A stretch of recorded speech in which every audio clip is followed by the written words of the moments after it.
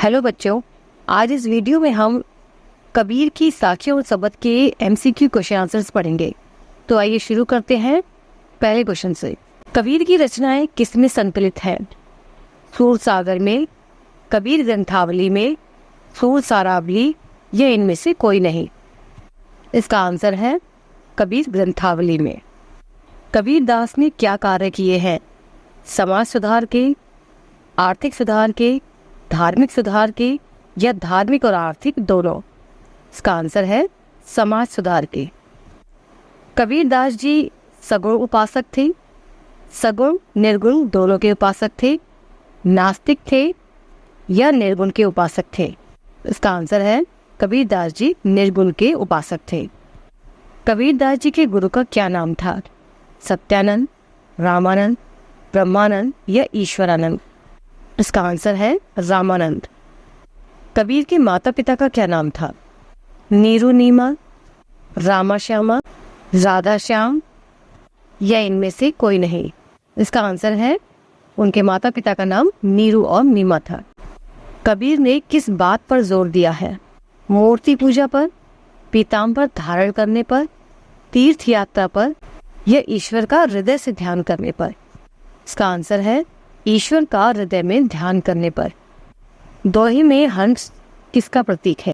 सच्चाई का, पक्षी का, मुक्ति का या प्रभु भक्त का? इसका आंसर है हंस प्रभु भक्त का प्रतीक है। कबीर किसका आनंद लेना चाहते हैं? धन का, मुक्ति का, शिक्षा का या भोजन का? इसका आंसर है मुक्ति का। कबीर किसे खोजने निकलते हैं? सच्चे प्रभु और प्रेमी को, ज्ञानी को, ईश्वर को या मानसरोवर को? इसका आंसर है सच्चे प्रभु प्रेमी को। कबीर ने हाथी को ही ज्ञान की संज्ञा क्यों दी? क्योंकि हाथी विशालकाय है, उसके मस्त मौला स्वभाव के कारण या जिद्दी होने के कारण? इसका आंसर है मस्त मौला स्वभाव के कारण। प्रभु साधक को किसकी परवाह किए बिना साधना पथ पर बढ़ना चाहिए? लोक निंदा की, समाज की या परिवार की?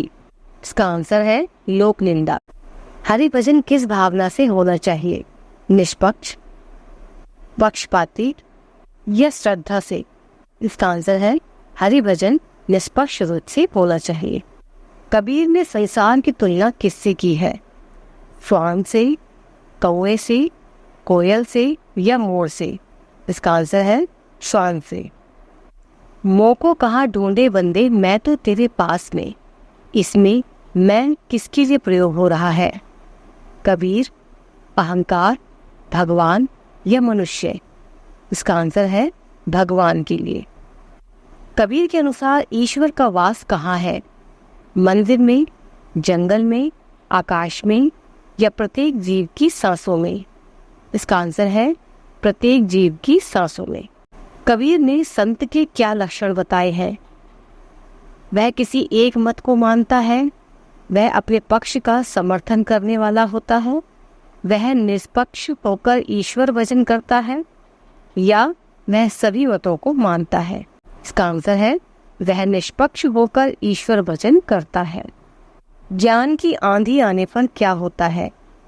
मनुष्य का भ्रम दूर हो जाता है, मोह माया से छूट जाता है, मनुष्य की अज्ञानता समाप्त हो जाती है या सभी सही है? इसका आंसर है कि ये सभी सही है। मानसरोवर अनंत न जाई, इस साखी में हंस और मानसरोवर किस किस के प्रतीक है? हंस परमात्मा का और मानसरोवर मन का प्रतीक है। हंस जीवात्मा का और मानसरोवर आनंद वृत्ति वाले मन का प्रतीक हो। हंस शून्य विकार व मानसरोवर परमात्मा का, या ये सभी सही है? इसका आंसर है हंस जीवात्मा का और मानसरोवर आनंद वृत्ति वाले मन का प्रतीक है।